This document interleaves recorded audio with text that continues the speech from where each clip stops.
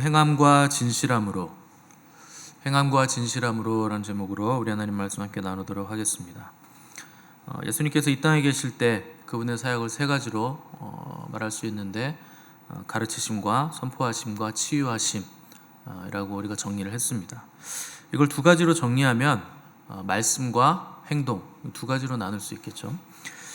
그래서 예수님의 말씀은 우리가 하는 말처럼 단순한 언어라든가 의사소통 수준이 아니고 더 큰 의미를 가지고 있습니다. 그분 스스로도 내 말이 영이요 생명이다, 이렇게 말씀하신 것처럼 그분의 말씀을 믿는가 믿지 않는가로 영생을 우리가 얻을 수 있는가 없는가가 결정되기 때문에 그분의 말씀 굉장히 중요하죠.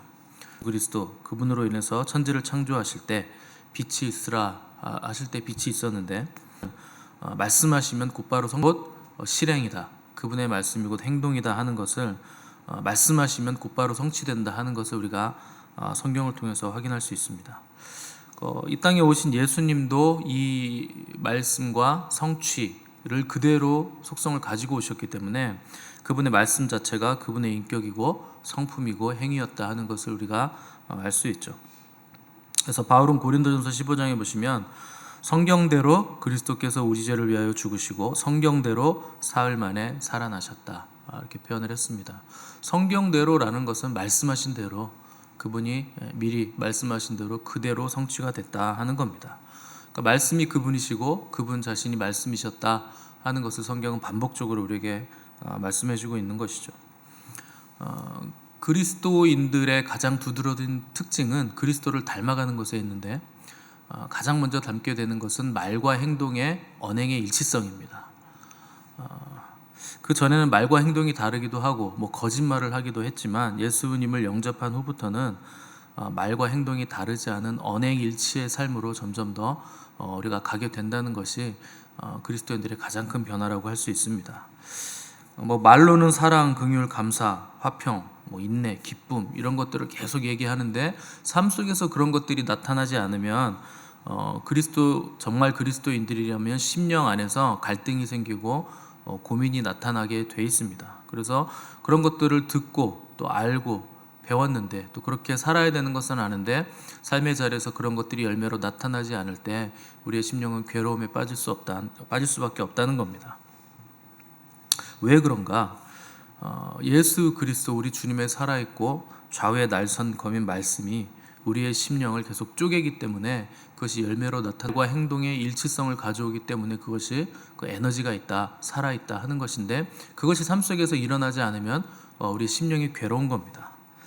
그래서 내 이웃을 내 몸처럼 사랑하는 말씀이 우리 안에 있을 때, 우리가 이웃을 사랑하지 못하게 되면 심령은 괴로울 것이고, 또 죄와 싸우되 피 흘리기까지 싸우라는 말씀이 우리 안에 있다면 죄와 타협하는 그 순간에 우리의 양심의 가책을 받을 것이고, 그리고 책망을 받을 수밖에 없다는 겁니다.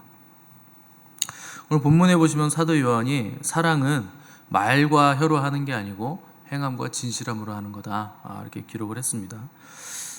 말과 혀 같은 것이고요, 행함과 진실함 같은 겁니다. 진실함이 있다면 행할 것이고 행함이 없다면 진실함이 없는 것이다, 이걸 얘기하는 거죠. 그래서 17절 보시면 누가 이 세상의 재물을 가지고 형제의 궁핍함을 보고도 도와줄 마음을 닫으면 하나님의 사랑이 어찌 그 속에 거하겠느냐, 이렇게 기록했는데, 공동체 안에 물질적으로 가난하고 궁핍한 사람들이 있는데 실제적으로 도와주지 않으면서 밥을 먹어라, 힘을 내라, 이렇게 말만 하는 거는 전혀 소용이 없고 그거는 하나님의 사랑이 거하는 게 아니라 하는 겁니다.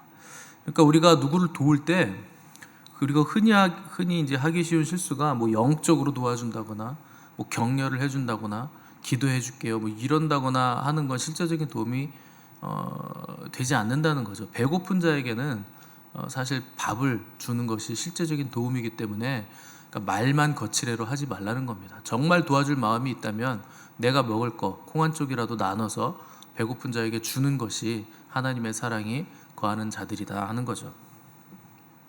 또 말과 행동이 다른 이중적인 행동을 해서도 안 됩니다. 그 말씀을 듣기만 하고 행하지 않는 자는 그 머리만 계속 커지게 돼 있습니다. 그게 자신을 속인다는 겁니다. 아는 건 많은데 삶에서 행함이 없다, 내가 나에게 속는다는 겁니다. 근데 누가 어떤 사람이 자기 스스로를 속이고 싶어 하겠어요? 마치 거울을 보고 자기 얼굴을 딱 본 다음에 돌아서면서 자기를 잊어버리는 자와 같다고 성경이 얘기하죠. 그러니까 들을 때에는, 내가 거울을 볼 때는, 말씀을 들을 때는 깨닫는 바가 있죠. 아, 이렇게 생겼구나, 여기 뭐가 묻었구나. 그래서 깨닫고 내가 마치 대단한 진리를 아는 것처럼 너무나 감사한데, 마치 그 말씀이 내 것인 것 같은데, 근데 삶의 자리에서 그걸 행하지 않으면 그 말씀은 결국 아무런 능력도 없고 열매도 맺지 않는 말씀이 되고, 결국 마지막 때 가서는 그 말씀이 나를 심판한다는 겁니다. 네가 듣고도 행하지 않은 그 말씀 자체가 너를 심판할 것이라는 거죠. 결국에는 자기 스스로 행하지 않았기 때문에 자기 스스로 자기에게 속아서 머리만 커지다가 나중에 지옥불에 떨어지게 되는 심판을 받게 된다. 말씀이 부족해서가 아니라 자기 스스로 말씀을 행하지 않으므로 자기를 속였기 때문에 결국 지옥불의 심판을 받게 된다는 겁니다. 그러니까 왜 우리가 사랑을 입지 못하는가? 행함이 없기 때문에 사랑을 입지 못하는 거죠. 듣기는 많이 들었고 공부도 많이 했고 매일 설교는 들었는데 우리 삶의 자리에서는 나에게 이로운 것만 선택을 하고 하나님 보시기에 의로운 선택을 하지 않기 때문에 사랑을 입지 못하게 된다는 겁니다. 그 말씀에 순종하지 못하는 이유는 뭔가? 당장 내 손에 잡히는 결과물이 없어서 그래요. 뭐가 되는 것 같지도 않고 뭐가 나오는 열매가 맺혀지는 것 같지 않기 때문에, 오래 걸리는 작업이기 때문에 그렇죠. 우리가 왜 기도하지 못하는가? 왜 하나님 앞에 나와서 앉아있지 못하는가? 뭐가 손에 잡히는 결과물이 없잖아요. 그러니까 하다가 마는 거죠. 근데 뭐가 잘 되는 것 같은 느낌이 없어도 뭐 졸리고 피곤하고 몸이 뒤틀리고 힘들어도 하나님 앞에 앉아서 차라리 거기서 조는 한이 있더라도 나아가는 모든 과정이 그게 우리에게 에너지를 가져다 주는 거죠. 그것을 하나님께서 순종의 과정으로 받으시고 예배로 받으시기 때문에 힘들더라도 우리가 하나님 앞에 나아가야 된다는 겁니다. 보이지 않고 들리지 않아도 믿음으로 취하면 형체화가 되는 것처럼 순종이 기도가 되고 삶의 예배가 돼서 우리의 영적인 형체를 갈수록 더 명확하게 형체가 생겨나게 되는 것을 우리가 꾸준하게 순종을 하다 보면 알아가게 된다는 겁니다. 우리가 기도할 때마다 막 충만하고 하나님 앞에 앉아서 경배할 때마다 막 그 임재로 막 영광으로 날아오를 것 같으면 그걸 누가 못합니까? 다 하죠. 하나님을 왜 사람들이 안 믿습니까? 하나님이 보이지 않고 들리지 않으니까, 내 손에 잡히지 않으니까 안 믿죠. 근데 만약에 하나님이 매일 세상의 모든 사람들이 볼 수 있게 나타나시고 말씀하시면 누가 안 믿을까요? 그건 누구나 믿을 수 있죠. 그건 믿음이라고 할 수 없는 겁니다.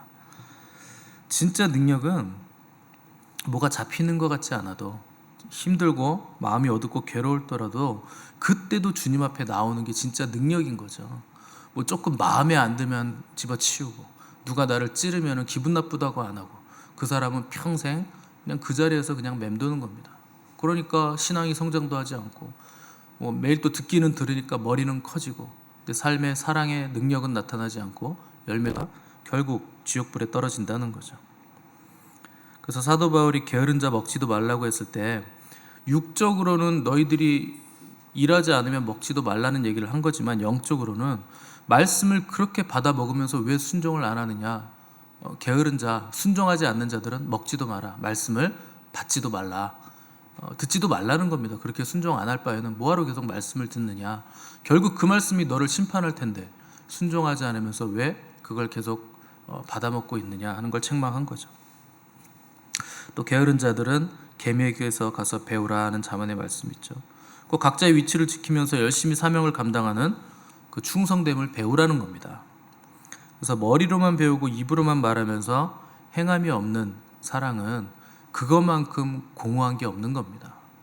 아는 건 많은데 행하는 건 없다. 그것만큼 공허한 게 없는 거죠. 세상에 보시면 사랑에 관한 영화나 드라마나 소설책 끝도 없이 나오죠. 사랑 얘기. 사랑을 또 노래하고 또 노래하고 반복해서 계속 말하죠. 그런데도 계속 나오죠. 왜 그럴까요? 공허하니까요. 채워지지 않으니까 또 나오고, 또 채워지지 않으니까 또 나온다는 겁니다. 왜 그래 공허할까요? 말과 혀로만 하니까요. 실제 제대로 사랑이 뭔지 모르기 때문에 아무리 그것으로 움직여도 사랑이 채워지지 않으니까 공허해서 또 만들어내고 또 노래하게 되고 또 사랑을 요구하게 된다는 겁니다. 행함이 없으면 진실함이 없고 진실한 사랑이라면 행함이 있다. 근데 우리는 머릿속에서만 이상적이고 관념적이고 철학적인 사랑을 하기 때문에 말은 그럴듯하고 고백은 너무나 아름다운데 그럴듯하고 아름다울수록 더 허무한 거예요. 하나님의 사랑이 아니고 세상의 관념과 사랑으로 사랑을 하고 노래하고 말하니까 갈수록 더 허무하죠. 사랑은 말로 하는 게 아니고 관념이 아니고 우리가 생각하는 것처럼 그렇게 아름다운 게 절대 아닙니다. 사랑은 아픈 정이죠. 근데 왜 그런 사랑이 이 마지막 때로 갈수록 없느냐? 예수님이 그걸 말씀하셨습니다. 마지막 때로 갈수록 불법이 성함으로 많은 사람의 사랑이 식어지리라. 불법이란 건 뭡니까? 법대로 지키지 않는다는 거죠. 무법한 세상이 된다는 거죠. 다른 무슨 뜻입니까? 황야의 무법자입니까? 황야의 무법자죠. 황야의 무법자 보시면 죽이고 싶은 사람 죽이고 살리고 싶은 사람 자기가 살리죠. 그게 무법한 거예요. 자기가 법인 사람. 그게 무법자입니다. 그러니까 진리가 있고 성경 말씀이 있는데 사랑을 하는데 불법이 성함으로 사랑이 식어진다. 사랑을 자기가 생각하는 자기 멋대로 정해놓고 그걸 사랑이라고 한다는 겁니다. 그러니까 사랑이 점점 식어지고 공허하죠. 그래서 19절 보시면 우리가 진리에 속한 줄을 알고 또 우리 마음을 주 앞에 굳세게 한다 했는데 그 앞에 이로써 라는 게 붙죠. 행함과 진실함으로 실천하는 사랑으로서 우리가 진리에 속한 줄을 안다. 그 얘기를 하는 거죠. 우리가 행함과 진실함으로 사랑을 나눌 때 정말 진리에 속한 사람이구나 하는 그 증거가 된다는 겁니다. 이게 굉장히 중요한 개념인데 진리는 단순히 뭐 지켜야 된다거나 뭐 안 지켜도 된다거나 옳으냐 그르냐의 문제가 아니라 내가 어디에 속해 있느냐 하는 소속감의 문제라는 거예요. 우리가 진리를 행하면 이로써 우리가 진리에 속한 줄을 아는 거다. 우리가 말과 혀가 아니라 행함과 진실함으로 사랑을 행하면 진리에 속한 줄을 알게 된다. 그러니까 진리 문제는 단순히 행하느냐 마느냐, 옳으냐 그르냐, 뭐 지켜야 되냐 마느냐 이런 문제가 아닌 거죠. 내가 어디에 속했는가 하는 문제가 되는 겁니다. 그래서 진리에 속했다는 것은 그리스도께 속했다는 것이고 또 그리스도께 속한 자의 증거는 말과 혀의 사랑이 아니라 행함과 진실함으로 실제 삶의 자리에서 그것을 실제로 행하는 사랑이다 하는 것이죠. 그래서 20절 보시면 이는 우리 마음이 혹 우리를 책망할 일이 있어도 하나님은 우리 마음보다 크시고 모든 것을 다 아신다. 그러니까 우리가 진리 안에 있다 해도 우리의 부족함을 우리가 잘 안다는 거예요. 그래서 우리가 스스로 우리를 너희들이 너희 스스로 책망하는 거 자책하는 거 내가 다 안다. 그러나 하나님은 그 우리의 부패한 마음을 의로 그리스도의 보혈의 능력으로 정결케 씻어주셔서 하나님 앞에 의롭게 설 수 있도록 우리를 정결케 하시는 분이시라 하는 겁니다. 그것이 우리 마음을 다 아시는 하나님이시고 우리는 우리 스스로를 자책하지만 그분은 우리를 의롭고 정결하게 세워주신다. 그것이 20절이 우리에게 하시는 말씀이죠. 어떻게 그렇게 될 수 있느냐? 우리의 능력이나 힘이 아니라는 겁니다. 왜냐하면 우리가 우리 마음을 봤을 때 우리는 스스로를 자책하기 때문에 우리가 하나님 앞에 의롭고 정결하게 설 수 없으나 예수 그리스도의 보혈이 우리를 하나님 앞에 의롭고 정결하게 설 수 있도록 씻어주신다. 보혈의 공로로 그렇게 되는 것이라 하는 것을 사도 요한이 말씀해주고 있는 겁니다.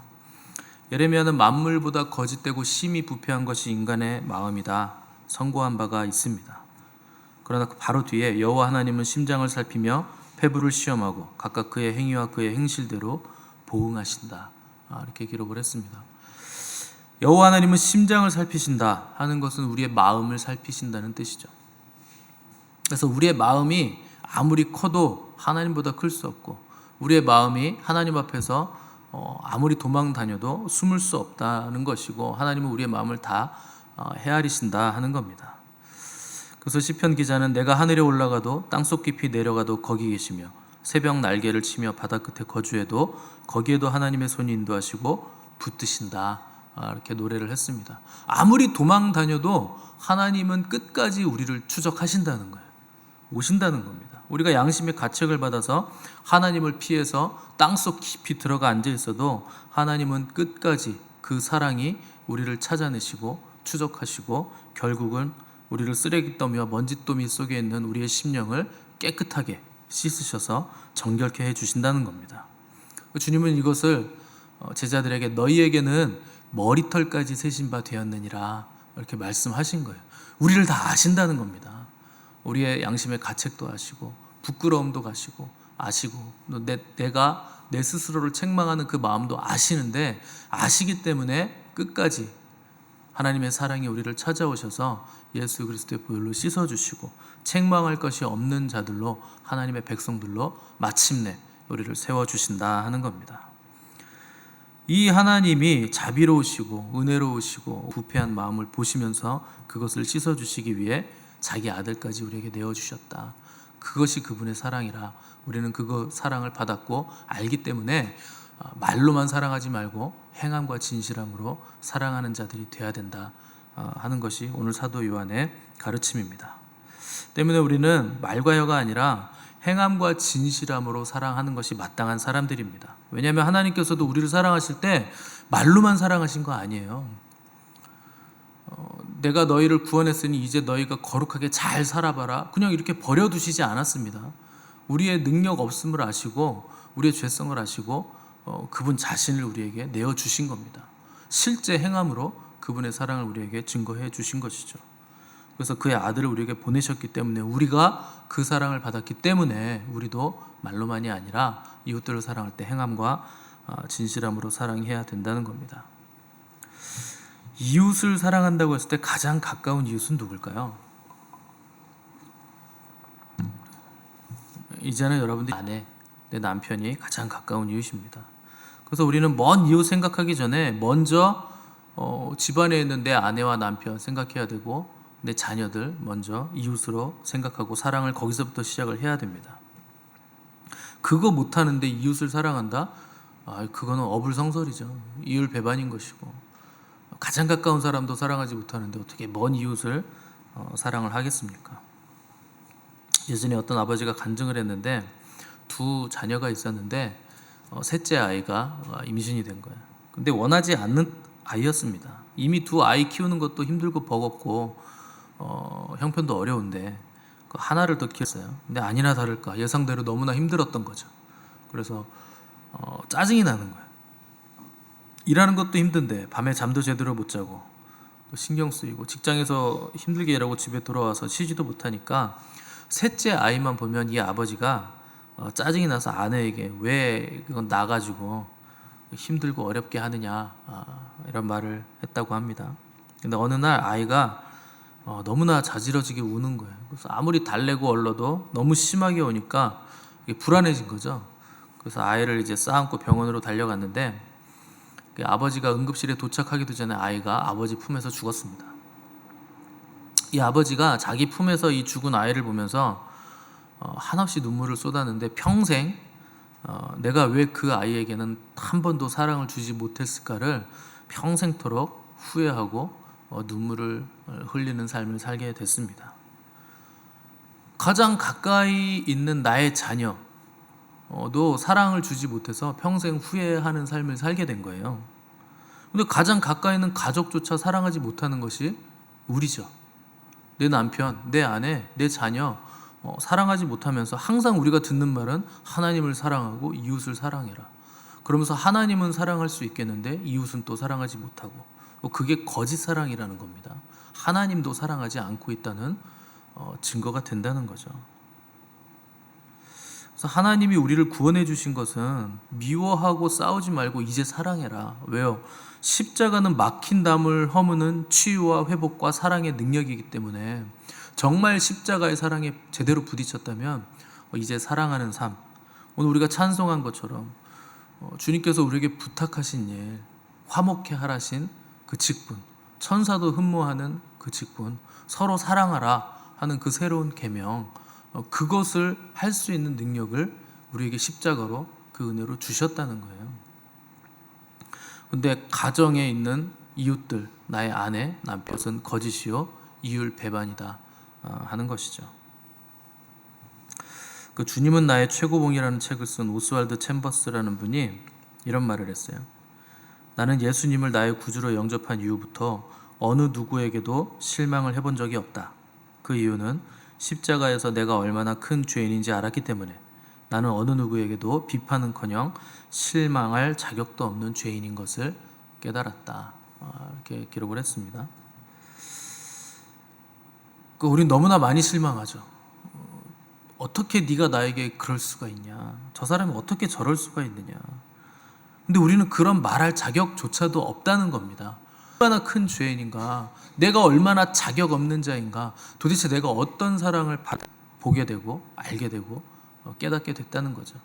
그러니까 그것을 정말 보게 됐고 정말 알게 됐고 정말 깨달았다면 다른 사람 판단하고 볼 여지가 없다는 거예요. 내 죄가 너무 크니까. 그게 정말 십자가에 부딪힌 사람이라는 겁니다. 여러분들은 여러분의 죄를 봅니까? 다른 사람의 죄를 보십니까? 혹시 다른 사람의 죄가 잘 보이시나요? 여러분, 그게 바리새인이에요. 내 죄가 잘 보이십니까? 그러면 그게 세리입니다. 바리새인과 세리의 기도가 무슨 차이일까요? 바리새인은 세리 남의 죄를 계속 보잖아요. 세리는 자기를, 내가 얼마나 큰 죄인인가. 그래서 가슴을 치면서 하나님이여 나를 용서해 주십시오. 내가 이 죄 때문에 내 심령이 너무나 곤고하고 마음이 상합니다. 이렇게 자기의 죄를 애통해야 하는데 바리새인들은 그런 게 없는 거예요. 나는 저 세리와 같지 않다는 거죠. 자기 죄가 보이지 않고 다른 사람의 죄를 본다는 거죠. 그게 선악과입니다. 선악과를 따먹은 순간 인간의 눈이 밝아졌다 그랬어요. 죄를 지었는데 눈이 밝아지다니요? 도대체 그게 어떻게 된 일입니까? 눈이 어두워져도 현찬을 파네? 어떤 눈이 밝아졌을까요? 다른 사람의 치부를 보는 눈이 밝아진 거예요. 그게 선악과죠. 내 죄에 대해서는 눈을 감고 다른 사람, 너무 창피한데 다른 사람만 본다는 거죠. 그게 선악과입니다. 그의 벌거벗음을 보면서 정죄하고 있는 대로 죄를 들춰내고 판단하고 마치 자기는 그렇지 않은 것처럼 다른 사람에게 손가락질하는 것이 그 선악과를 따먹은 인간의 죄의 열매입니다. 그래서 그게 악이 되고 죄가 되는 거죠. 그래서 사도 요한은 고백보다 중요한 것이 삶으로 살아내는 행함이다. 여러분, 백날 주는 그리스도시요 살아계신 하나님의 아들이십니다 고백하는 것보다, 이 진리의 고백을 행함도 없이 앵무새처럼 반복하는 것보다 작은 발걸음이라도 내 이웃 돌아보고 그들을 격려해주고 위로하고 기도해주고 선을 베푸는 거, 사랑을 베푸는 거, 정말 작은 거 하나라도 그거 하는 게 100배 1000배 낫다는 겁니다. 밤낮 신앙 고백 배우고 밤낮 이 고백하고 입술로 고백하는 거 아무 소용없다는 거죠. 말과 혀로만 하는 고백 하나님께서 받으시지 않겠다는 겁니다. 작은 발걸음이라도 행함과 진실함으로 하나님 앞에 설 때 그가 예수 그리스도의 사람이고 진리에 속한 사람이라 하는 것을 알라는 겁니다. 그래서 우리가 행함과 진실함으로 사랑을 실천함으로 예수의 사람이고 진리의 사람인 것이 증명된다 하는 것을 기억하시고, 먼저 어디서부터 시작해야 되는가? 우리 가정 안에서부터 우리가 시작을 해야 되는 겁니다. 그리고 나서 자녀들에게, 이웃들에게 이 행함과 진실함의 사랑을 실천함으로 진리 대신 그리스도에게 우리가 속한 자라 하는 것을 삶으로 증거하고 증명해내시는 저 여러분 되시기를 간절히 바랍니다. 함께 기도하겠습니다.